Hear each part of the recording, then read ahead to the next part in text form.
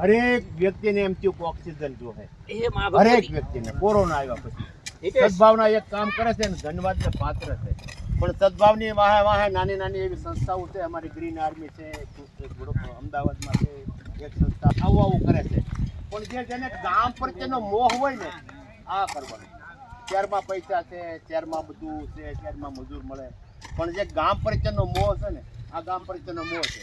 આ મોહ અમારા દાદા છે ને નાગજી દાદા, આ બધું એને કહેવાથી થાય. પછી આ કરવું ને એ નાનો ખેલ નથી. આની વાહે માણસ મજૂર છે, આની વાહે એક પગારવાળા છે. વાયુ તો બધા જ ઘેટીમાં વાયવા, અકોલાળીમાં વાયવા, કાંકરિયામાં વાયવા, પણ તમારે કોઈ 50 જો નાતા હોય તો આપણે પરિણામ નહીં. 10મા ધોરણમાં છોકરો નાપાસ છે ભણાવે નહીં કોઈ. એમ આપણે 1000 વાવી અને 50 જો થતા હોય ને તો પરિણામ નહીં. આ અમારે 100 વાવ્યા ને તો 110 એટલે આવું પરિણામ જો આવતો માણસથી થાય.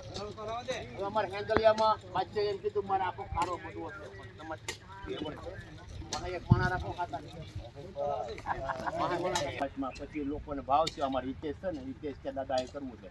મોટા જબરદસ્ત ગાંડા બાવળ હતા, કવડા, કોઈ ટોયલેટ ન આવતું આ જગ્યામાં, એવડા ગાંડા બાવળ હતા. આ બધું થઈને જો આ રળિયામ મૂક્યું છું ને, હવે હું ચાલે નથી. અમારો ઉનાળો આવે 4 મહિનામાં અમને તો આ કનેક્શન મળી જતું હોય તો અમે આથી બધું ગોઠવીએ.